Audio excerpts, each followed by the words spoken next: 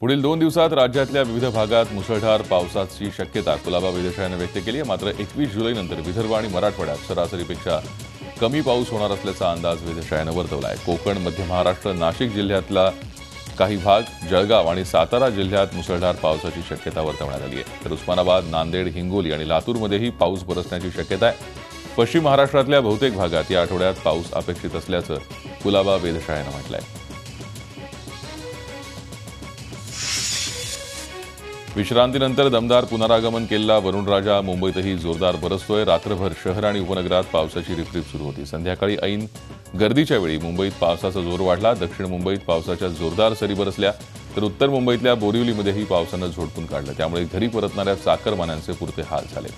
सोमवारी सकाळी 9 ते रात्री 10 वाजेपर्यंत मुंबई शहरात 58 मिलीमीटर पावसाची नोंद झाली, तर पूर्व उपनगरात 63 मिलीमीटर आणि पश्चिम उपनगरात 59 मिलीमीटर पावसाची नोंद झाली आहे।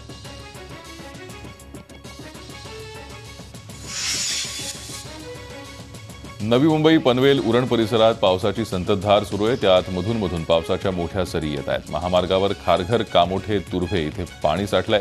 नवी मुंबईत गेल्या काही तासात 1075 मिलीमीटर पावसाची नोंद झाली आहे। 2 ठिकाणी झाडं उन्मळून पडल्याच्या घटना घडल्या आहेत।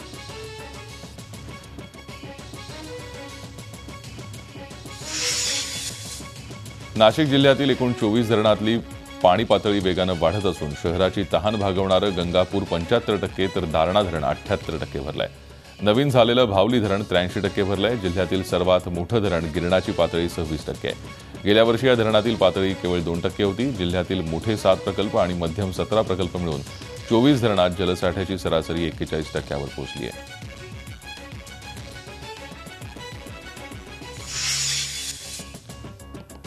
सोमवारी संततधार कोसळणाऱ्या पावसाचा जोर आज पहाटेपासून कमी झाला असला तरी महाड, पोलादपूर तालुक्यात अधूनमधून जोरदार सरी कोसळत आहेत। जिल्हा प्रशासनाकडून यंत्रणेला सतर्क राहण्याचे आदेश देण्यात आलेत। रात्री महाड, नागोठणे, रोहा गावांना पुराचा धोका निर्माण झाला होता।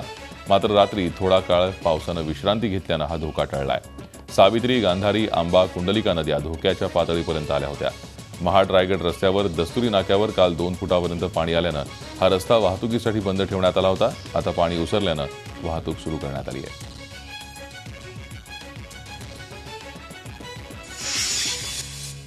गेले काही दिवस गायब झालेल्या पावसानं रत्नागिरीत सोमवारी मात्र दमदार हजेरी लावली। रत्नागिरी जिल्ह्यातील मंडणगड आणि चिपळूण तालुक्यात म्हणजेच उत्तर रत्नागिरीत पावसाचा जोर सर्वाधिक आहे। तर दक्षिण रत्नागिरीत दुपारनंतर वादळी वाऱ्यासह पावसानं हजेरी लावत रत्नागिरीकरांना सुखद धक्का दिला। गोंदिया जिल्ह्यातील आमगाव तसंच सालेकसा तालुक्यात झालेल्या मुसळधार पावसानं तालुक्याला चांगलंच झोडपलं। तब्बल 2 तासाहून अधिक काळ झालेल्या या पावसानं जिल्ह्यातील धान उत्पादक शेतकरी सुखावला असला तरी शहरवासियांची चांगलीच तारांबळ उडाली। रस्त्यासह अनेक सखल भागात मोठ्या प्रमाणात पाणी साठलं।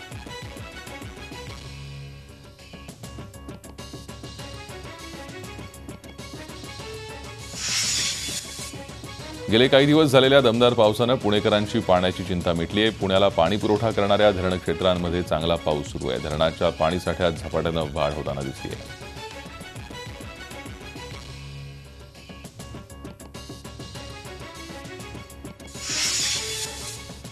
कोयना धरण पाणलोट क्षेत्रात गेल्या 3 दिवसापासून मुसळधार पाऊस सुरू आहे। गेल्या 24 तासात धरणाच्या पाणीसाठ्यात 4 टीएमसीनं वाढ झाली आहे। कोयना धरणात 50.81 टीएमसी पाणीसाठा झालाय। गेल्या 31 दिवसात धरणातल्या पाणीसाठ्यात 34 टीएमसी वाढ झाली आहे। कोयना नगरमध्ये 89 मिलीमीटर, नवाजमध्ये 109 मिलीमीटर आणि महाबळेश्वरमध्ये 101 मिलीमीटर पावसाची नोंद झाली आहे।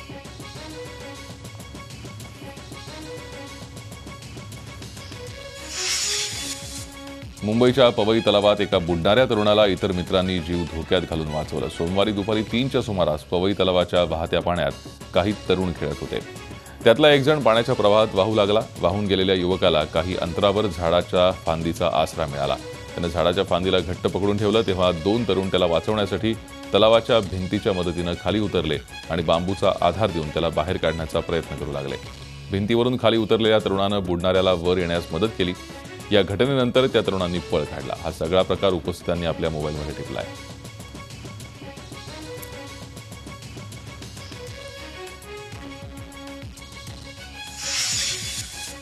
दहीहंडी हा साहसी क्रीडा प्रकार असल्याचं दाखवण्याचा प्रयत्न राज्य सरकारच्या वतीनं मुंबई उच्च न्यायालयात करण्यात आला। तेव्हा साहसी क्रीडा प्रकार म्हणजे काय असा सवाल उच्च न्यायालयानं उपस्थित केला. 5 वर्षांच्या मुलाला उंचीवर चढवणं यात कोणतं साहस आहे असा खोचक सवालही न्यायालयानं केला.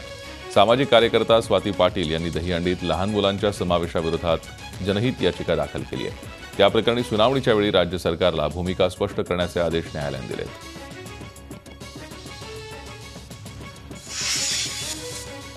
पदवी परीक्षांचे निकाल प्रलंबित असल्यानं मुंबई विद्यापीठावर चांगलीच नामुष्की ओढावली आहे. विद्यापीठाच्या फोर्ट कॅम्पसवर बुक2 या प्राध्यापकांच्या संघटनेनं ऑनलाईन असेसमेंट विरोधात विद्यार्थ्यांसह आंदोलन पुकारल्यानं विद्यापीठ आणखी अडचणीत आलंय. आंदोलन थांबवण्यासाठी कुलगुरू डॉक्टर संजय देशमुख यांनी मध्यस्थी केली, पण प्राध्यापकांचं आंदोलन थांबवण्यात त्यांना यश आलं नाही.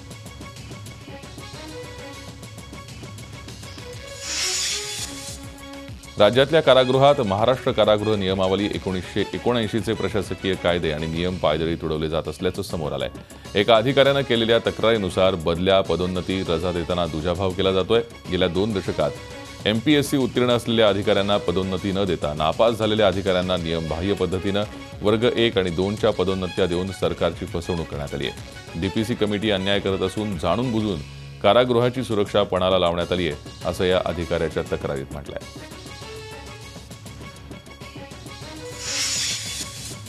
मुंबईत स्वाईन फ्लूमुळे दगावलेल्यांची संख्या 22 वर पोहोचली आहे. यामध्ये मुंबईतले 14 तर मुंबई बाहेरचे 8 जण आहेत. जुलैच्या पहिल्या पंधरवड्यात 5 जणांचा स्वाईन फ्लूनं मृत्यू झालाय, तर 250 नवीन स्वाईन फ्लू रुग्ण मुंबईत आढळले. जानेवारी ते 15 जुलै या दरम्यान एकूण 874 स्वाईन फ्लू रुग्ण आढळले. स्वाईन फ्लू बरोबरच डेंग्यू आणि मलेरिया रुग्णांच्या संख्येत वाढ होतीये. डेंग्यूचे निदान झालेले 28 रुग्ण मुंबईत असले तरी डेंग्यू संशयित आणि डेंग्यू सदृश आजाराचे 125 रुग्ण BMC रुग्णालयांमध्ये दाखल आहेत.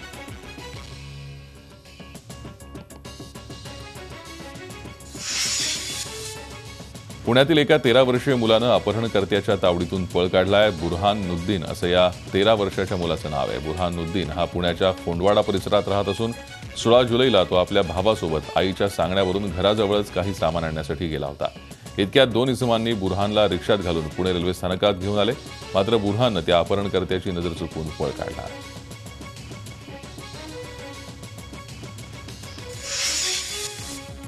मुलुंडमधील रामगडवासियांची व्यथा झी 24 तास मांडल्यानंतर झोपलेल्या मुंबई महापालिकेला अखेर जाग आली. पालिकेनं तातडीनं फिरत्या शौचालयाची सोय करून दिली, परंतु या फिरत्या शौचालयाला दरवाजेच नसल्यानं पालिकेनं पुन्हा एकदा नागरिकांची थट्टाच केली आहे. आधीच शौचालय नसल्यानं हैराण असलेल्या रामगडवासियांच्या जखमेवर मीठ चोळण्याचा हा प्रकार आहे. या प्रकरणी संबंधित स्थानिक नगरसेविका आणि प्रभाग समिती अध्यक्षा समिधा कांबळे यांनी महापालिका अधिकाऱ्यांवर खापर फोडलाय.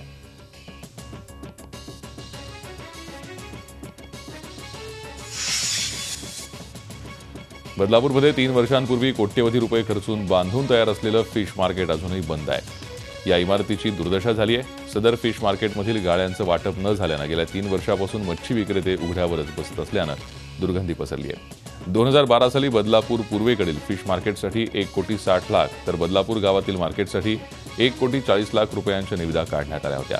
2014 साली हे दोन्ही मार्केट बांधून तयार झाली होती. मात्र गाळ्यांचं वाटप न झाल्यानं बाहेरचे मासे विकावे लागत असल्याचं मासे विक्रेत्यांचं म्हणणं आहे.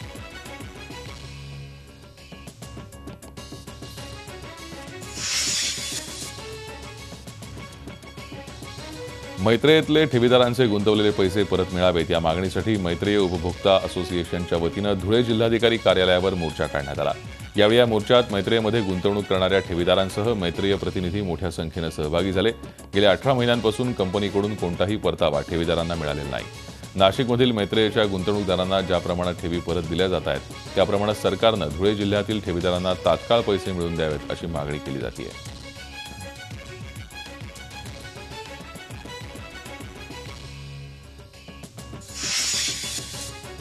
पोलीस यंत्रणा एकसंघपणे कामाला लागली की गुन्हेगार कुठेही लपून बसला असेल तर त्याला शोधून काढलं जातं, याचा प्रत्यय धुळेकरांना आला.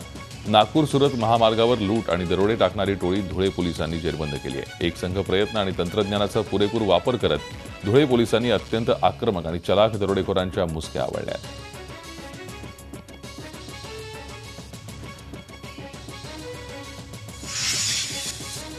आरटीआय कार्यकर्ते सतीश शेट्टी यांच्या हत्येच्या तपासाला शब्दशः कुलूप लागलंय. सीबीआयच्या दिल्ली स्थित क्राईम ब्रांचकडे हा तपास सध्या आहे. मागील वर्षभरापासून या तपासाला कुलूप लागलंय. सीबीआयचे तपास पथक पुण्यातल्या पीडब्ल्यूडीच्या गेस्ट हाऊसमध्ये उतरलं होतं.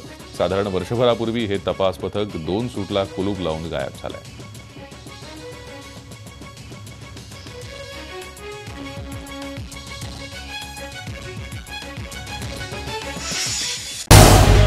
झी 24 तास रहा एक पाऊल पुढे.